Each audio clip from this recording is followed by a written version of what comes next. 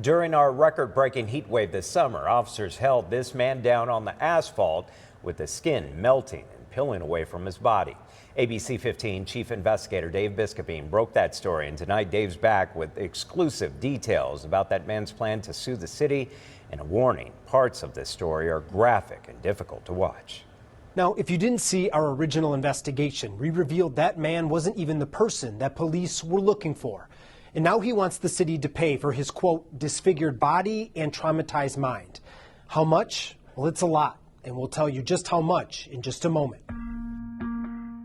This is Michael Kenyon, and this video shows the permanent scars that are now left across his chest, his arms, and his legs.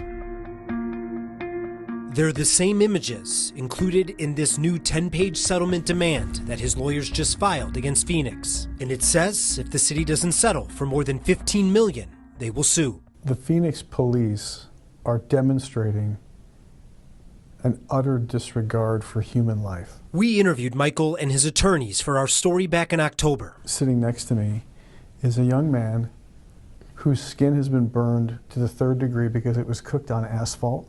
You feel like they cooked him on the asphalt? Oh, they did. There's no doubt. It happened on July 6th, a 114-degree day. Michael was walking to a gas station when officers stopped him. Now, records show he had an outstanding warrant, but Michael claims he didn't know he had one.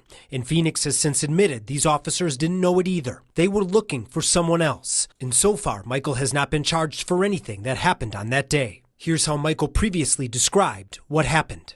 And then they told me like instantly in a like a mean, hostile voice that they were saying like, you're being detained.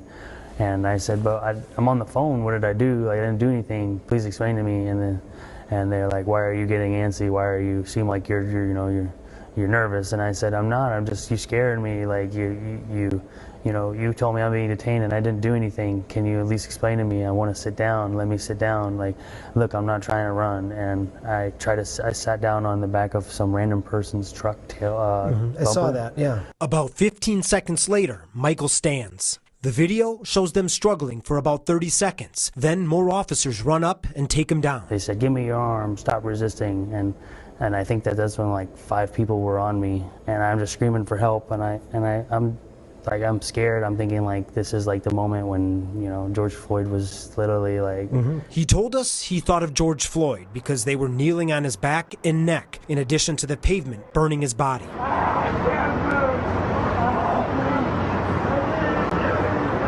This is it. This is all. This is me. I guess this is where I'm going to stay at. And this is the end, you mean? Yeah, this is the end. Michael spent more than 4 minutes on the blacktop before getting handcuffed, then picked up and dragged to the police car. He said his skin was already bubbling and peeling away. Can you describe the pain?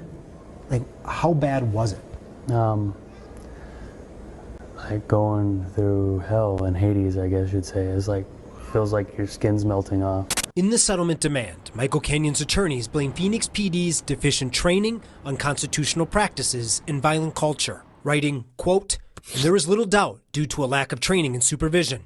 Indeed, through 1,147 pages of operation orders, there does not appear to be a single word guiding officers about the severe risk of injury posed by holding subjects against pavement. Michael Kenyon spent a month hospitalized. He needs more rehab, therapy, and surgeries.